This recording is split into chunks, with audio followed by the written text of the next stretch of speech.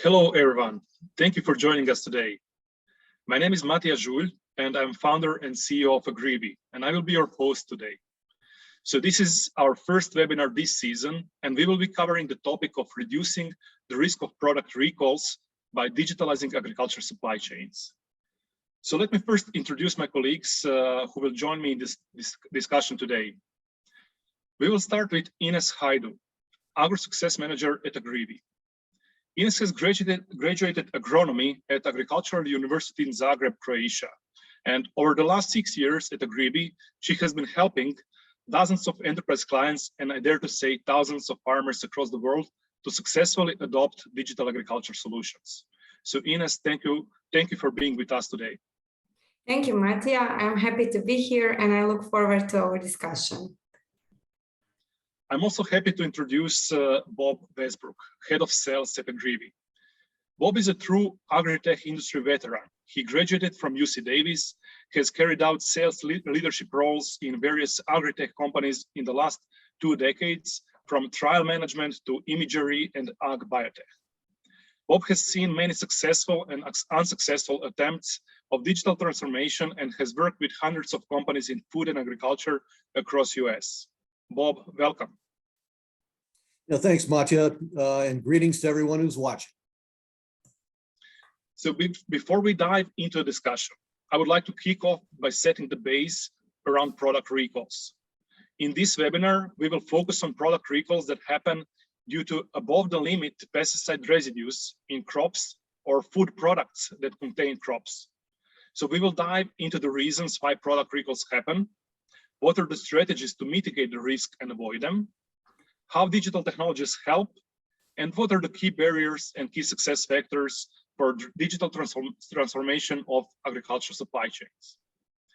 As consumers, we usually hear about product recalls from media when some big brand has a product recall case. However, product recalls happen a lot. So only in US and European Union, which together count for around 10% of global population, there are over 1,750 cases of food product recalls annually because of the breaches in the maximum pesticide residue levels. So the statistics shows that fruit and vegetable count for more than half of all product recalls, which corresponds with higher intensity of those productions and higher use of crop protection products. What is truly scary is that product recalls cost companies an average of $10 million in direct costs alone, according to a study by the Food Marketing Institute and the Grocery Manufacturers Association in US. And this doesn't count in the indirect costs that result of damaged brand reputation and lost sales. For most companies, a major product recall can literally put their companies out of the business. So we are all aware that agriculture is a harsh industry, and farmers need to make many hard decisions throughout the season to secure yield quantity and quality that will be sufficient for them to earn enough income to be financially positive. But I'm curious, why do product recalls even happen? How do we come to that point? So Ines, can you please give us some real-life examples of situations that happen on farms and cause product recalls? Sure, Matija. Well, situations that mostly cause product recalls are related to first wrong time of spraying. This usually refers to late crop protection that can cause pesticide residues in crops after the harvest. Then wrong product selection, which means spraying with products that are not allowed for use in specific countries or specific crop production. Then also wrong dosage of product during spraying, because usually too high amounts of applied protection products can also cause residues in harvested crops. And in the end, harvesting before the waiting period has expired, which is related to late crop protection and often leads to pesticide residues after the harvesting. Now, at first, it seems that every farmer should know how to manage all these things. But we need to be aware that farmers are often faced with challenging situations, and they need to choose between two risks. Try to put yourself in a position of a farmer and imagine a scenario where your harvest is approaching. Let's say that estimated start is in 8 days. Rain has just stopped and there shouldn't be any new heavy rain for the next 2 weeks. Now you're facing a challenge where your agronomist detects mold and recommends you spraying. Since waiting period is 7 days, so just 1 day before the harvest, you have time to spray the crops and you will still meet food safety standards. But if you don't spray, there is a high chance of quality loss, which also means lower crop price. So reasonable decision would be to spray the crops immediately to secure the income and also at the same time meet food safety standards. But now imagine that after 3 days, weather forecast is changed. So instead of having 2 weeks without rain, the rain comes earlier and it will last over a week. So this means that decision on which you base the conditions on which you base your decision are not valid anymore. Maybe the weather forecast was not accurate based on your precise field location. But however, now you need to make a new decision. So what you can do? You can plan a harvest earlier, but this means breaking regulations and food safety standards because you're harvesting before your waiting period has expired. The other option would be harvesting after the rain, which will enable you to meet food safety standards and regulations, but you will risk significant quality or yield loss, and this will bring you financial loss and possibly endanger your business. And now you can see the complexity of the situation. So we can just assume that farmers will make a decision that they think will bring the less risk for them. Okay, that is a really hard decision to make. And I assume that the level of risks farmers are willing to take will be strongly correlated to the financial situation they have on farm. So, Bob, what is the actual financial situation of farmers? How much of financial risk can they really take? Yeah, that is a very hard question. The economics are kind of all over the board. You've got, for example, many broadacre crops that exist on fairly slim margins, while there's a lot of specialty crops such as strawberries and almonds that enjoy some great profitability.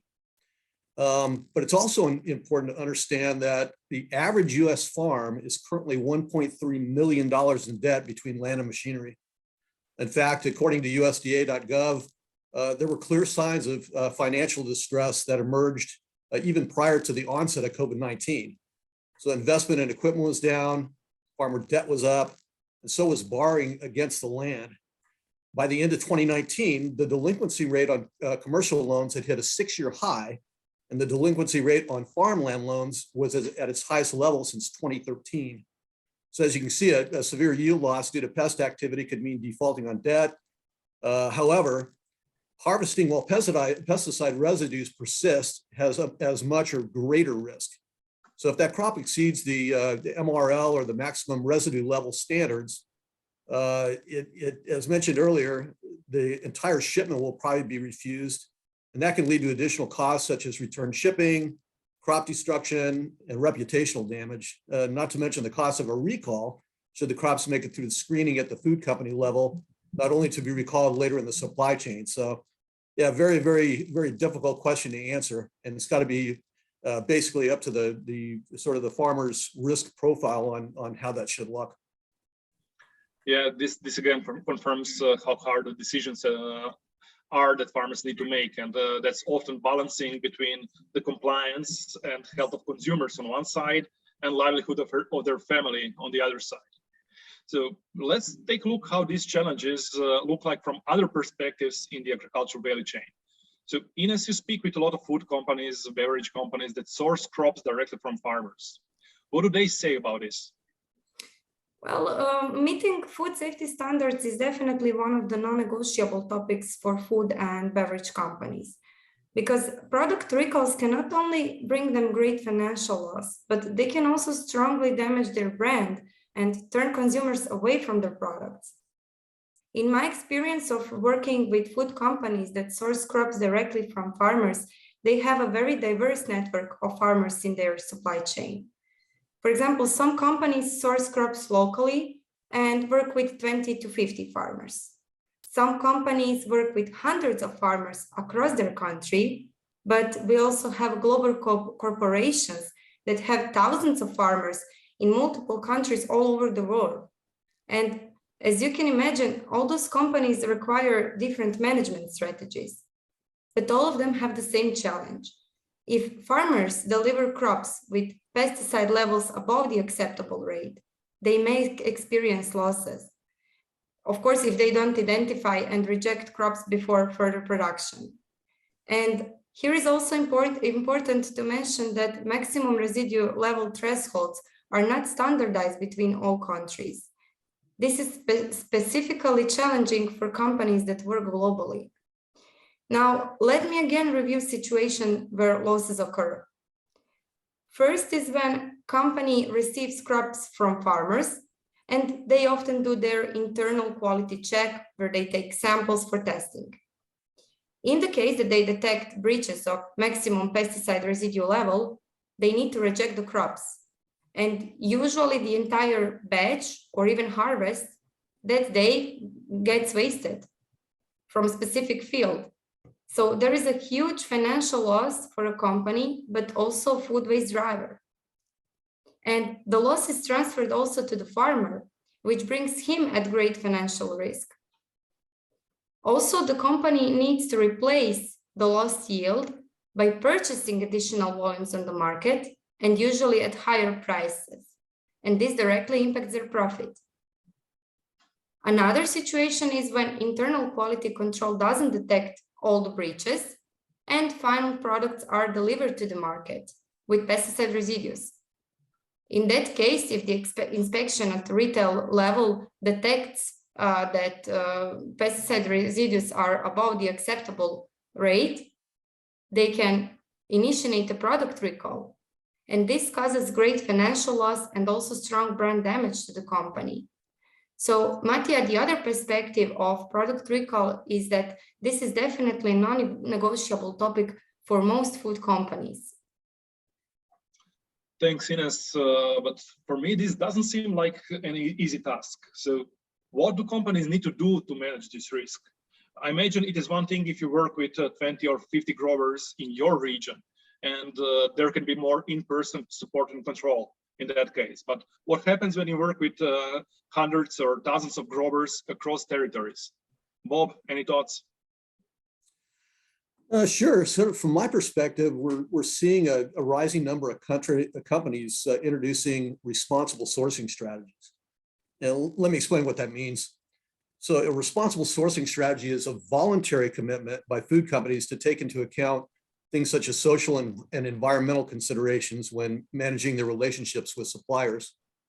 They also usually cover a set of sustainability topics like land and soil management, water use, chemical use, client impact, farmer livelihoods, and other things.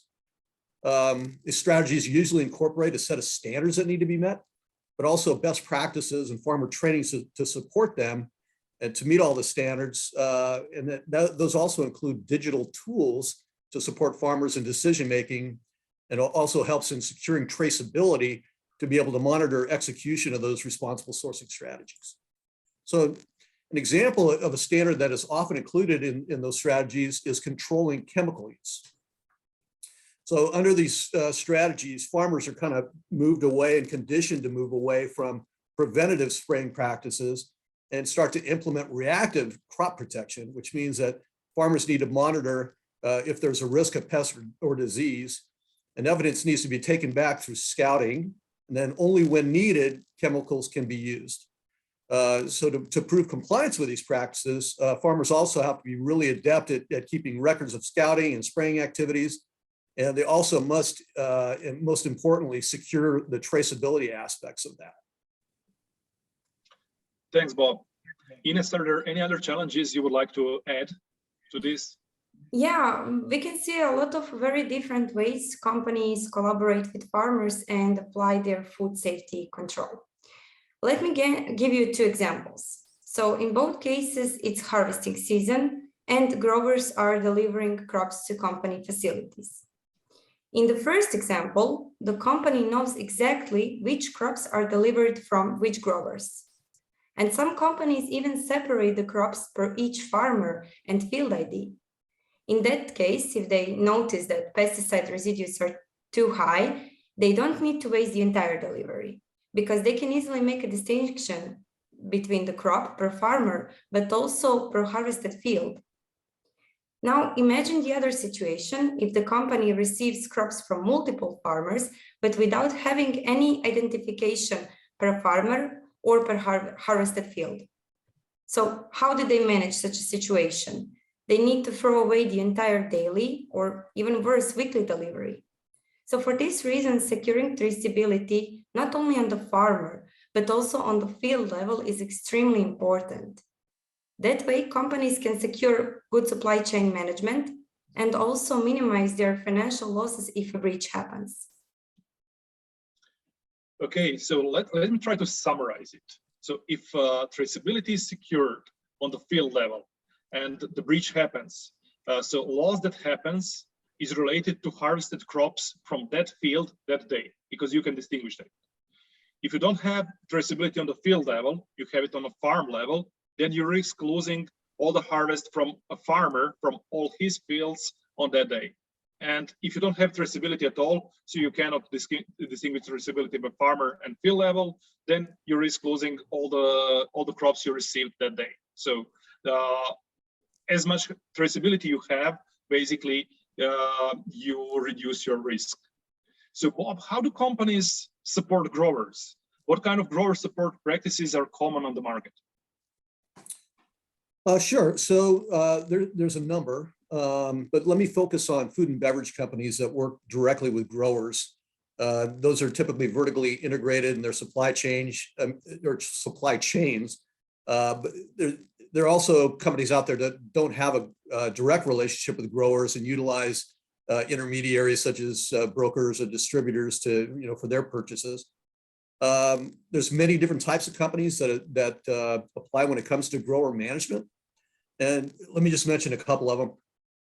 There's one that focuses on seasonal contracts, and those are assisting in guaranteeing purchases of a certain part or maybe all of the volumes that are produced at predefined prices even. There's seasonal financing companies. Those are companies that finance inputs for growers, and it's a lot easier going through them rather than trying to go to the bank to take out bank loans. There's agronomic support companies. You're probably familiar with ag retailers or co-ops.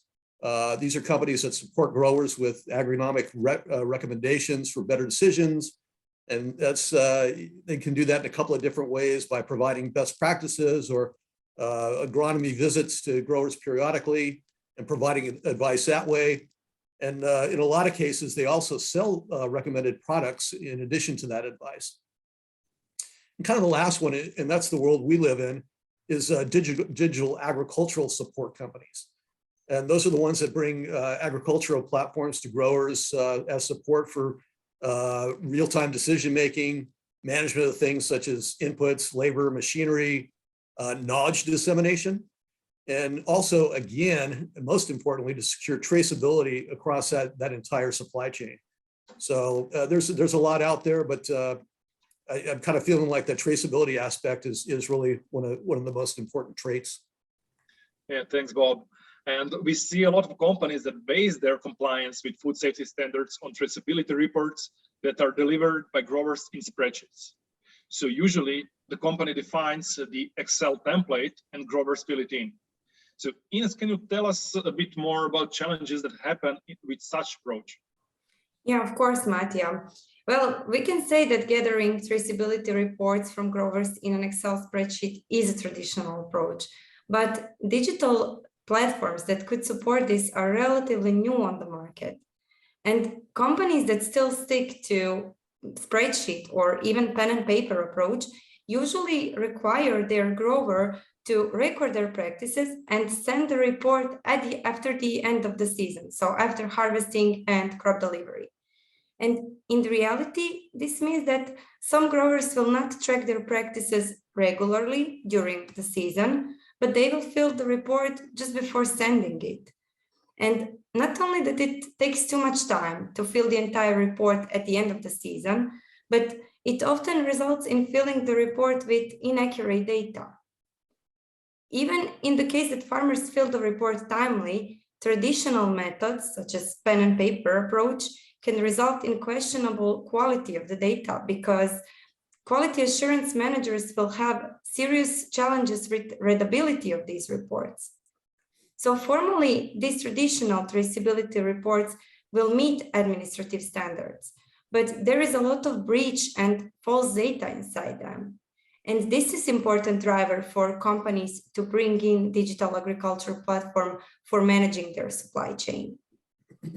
On the other hand, we also have companies with large network of farmers, and their extension officers don't have enough time to visit all farmers and collect their records. So this is another example of how digital platforms provided by food or beverage company directly to farmers fill the gap in regular data collection and accurate field records. Thanks, Ines. And we mentioned digital platforms a couple of times. So let's dive deeper into that area. So over the last decade, the growth of agri-tech industry resulted with a lot of different digital agriculture solutions, and companies don't often know how to differentiate who is who and who is doing what. So we can see that the term farm management software is often misused by solutions that are actually not farm management software. So Bob, can you please elaborate a bit more about the key types of farm management platforms and differences between them? Sure. So let me try to explain three key types of farm management software platforms. And those are typically differentiated by their comprehensiveness. The first is simple agriculture and record-keeping platforms. And those provide farmers with things like remote satellite and weather insights. And those are needed for precision agricultural practices. And they also provide for basic field record keeping. The next being a more comprehensive farm management solutions that include all the above capabilities, such as those satellite and weather data and the record keeping. But they also include complete farm management, starting with pre-season planning and budgeting, taking it on to work order management, inventory management, farm finance management, and include also advanced analytics. And that way you can understand everything from crop performance to profitability. Now, the most comprehensive of those platforms offer farm management as I just described, but also management of farm holdings and the agricultural supply chains behind everything. They include all features such as comprehensive farm management, but take that a step further with modules for management of farmer contracts, defining best practices, providing agronomic advice, analyzing risk of the entire farm portfolio, and much, much more. So generally, these tend to be global in scope, and they have things like localized languages, currency, units of measure. And with this one, food companies can take farm management platforms to all their farms in their global agricultural supply chain so that they can better glean the information that's coming off those farms. Thanks, Bob, for clarifying differences between different types of platforms that are there on the market. And Ines, can we dive deeper at the moment now? Let's go to the specific features, benefits, and see how actually farm management platforms help in mitigating risk of product recalls. Yeah, as Bob has already nicely described, farm management platforms are used by both, so food company or beverage company and growers. And features that support avoiding the risk of product recalls are related with timely and compliant crop protection management. Let's start from the beginning, which is first pest risk identification. So farm management platform identifies possible pest and disease risk for each crop and each field in real time through pest alarms and satellite imagery. That way, farmers know precisely which area in the field they need to inspect to see and make sure whether they need to spray or not. Then second, which is field inspection and evidence collection. Once when farmers perform field inspection, The platform will support them in registering their pest or disease observation and assist them in taking and recording evidence. As a result, the company will know that farmers applied reactive instead of preventative spraying, based on monitoring their fields through digital agriculture platform. Then third, choosing the right product for crop protection. Now, when farmers decide to spray, farm management platform provide them with overview of crop protection products that have valid registration in their countries and which they are allowed to use. So farmers can easily select crop protection product and make sure that they follow national regulations. And then spraying only infected areas, not entire fields, where variable rate application ensures food safety by providing an optimal dose of agrochemicals in each part of the field. So instead of spraying the entire field in the same amount or in the areas where spraying is not needed, precision application of protection product will reduce the usage of chemicals by 20 to 40%. And while improving food safety and sustainability, the precision application reduces also production costs, and what is the most important, improves farm profitability. Then we have harvest planning support, because when the harvest season starts, farm management platform supports farmers by alerting them if their harvest plans on field do not meet waiting period compliance. That way, farmers will know that waiting period in their field has not expired and that they shouldn't plan and do the harvest. And in the end, ensuring traceability for compliance and risk reduction, where farm management platform provides complete production traceability through compliance reporting. And this allows transparent insight into all farm practices and all applied inputs during the season. This means that food or beverage companies can have clear insight into all harvests that were done before the waiting period has expired. And they can make timely decisions to prevent the usage of delivered crops as raw material. Thank you, Ines. This was really a great overview of features that directly help with dealing with product recalls and risk of that. So till now, we have covered the actual problem that happens. And it is clear that there is a strong need in the market to solve the problem. And we also covered the technology segment and how digital agriculture solutions can help farms and food and beverage companies in mitigating product recalls. So one would say it is obvious that this works, but then why aren't these solutions already a standard? So what are the challenges? Why are not all food and beverage companies already using farm management platforms to improve their agriculture supply chain? So Bob, can you talk a bit about challenges related to different business models of bringing digital agriculture solutions to farms? Sure. So there's a couple of challenges and also factors for success. Those are being how growers perceive the introduction of digital platforms and also the adoption of a particular solution. So market research was done last year on over 600 American farmers. And it showed that 1/3 are using farm management software, and that there's two major reasons that others are not. And those typically are cost and education.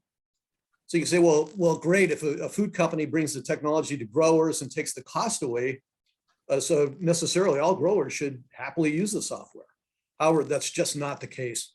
There's one thing that growers fear more, and that's the fear of being controlled and someone taking advantage of them. To put it simply, if growers think that a company is bringing any software solution to take advantage of the data coming off their farms, they'll reject it.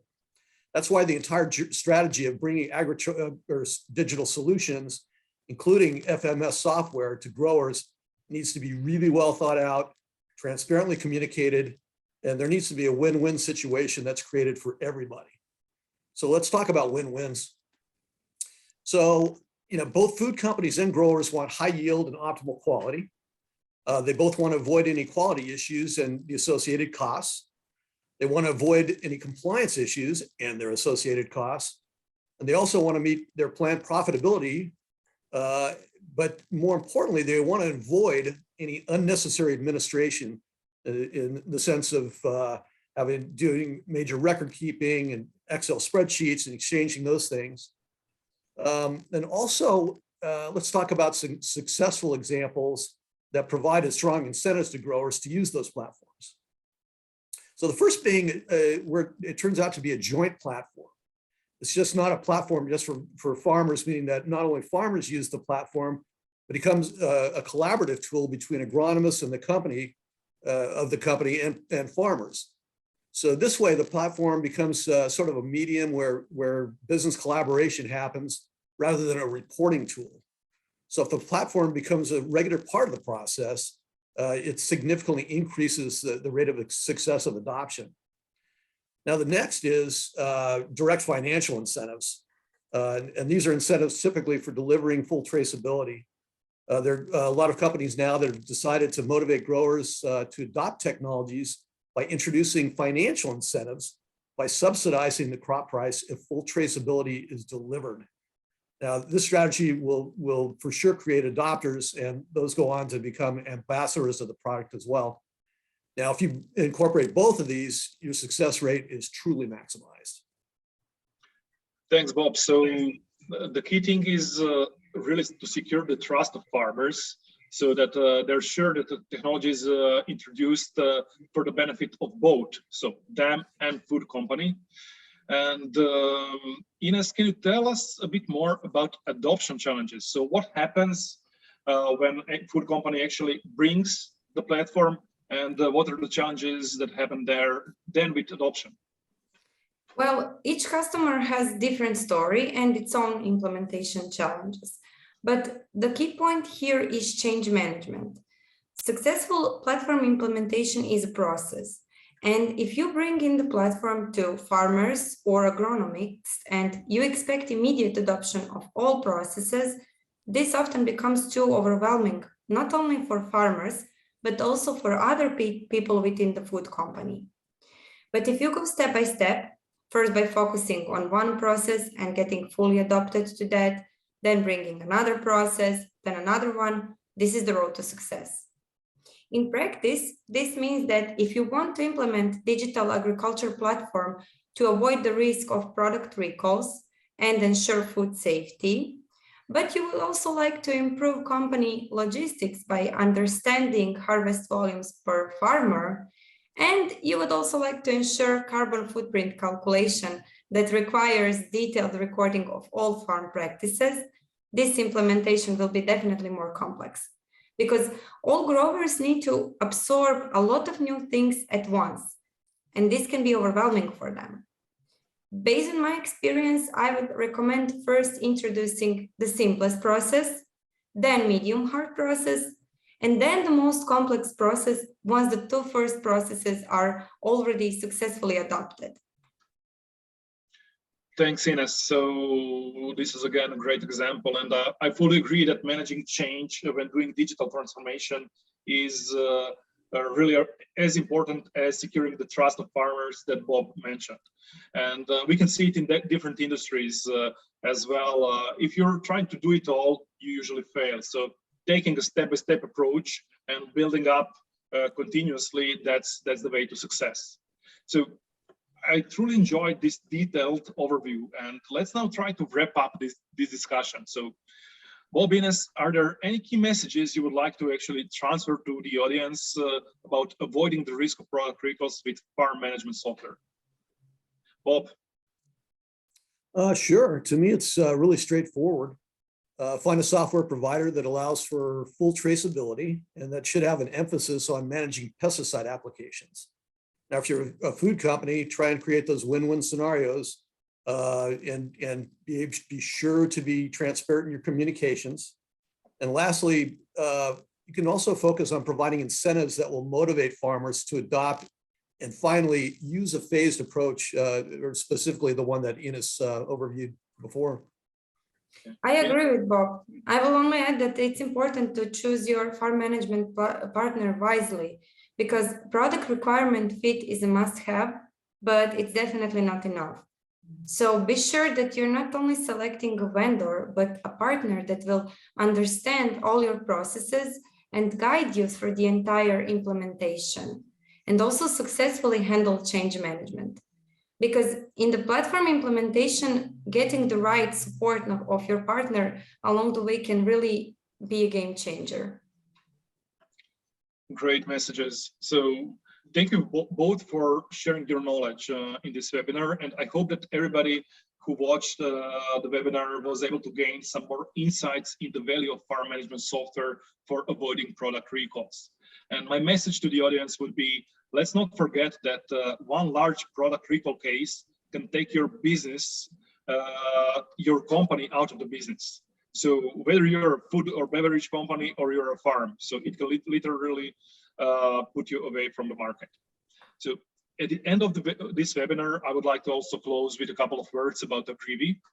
And AGRIVI is a specialized agri-tech company that supports customers from food and agriculture value chain on all continents. So our 360 agriculture supply chain solution solves challenges of mitigating risks of product recalls, but also supports companies in producing healthy, safe, and nutritious product in a sustainable and profitable way.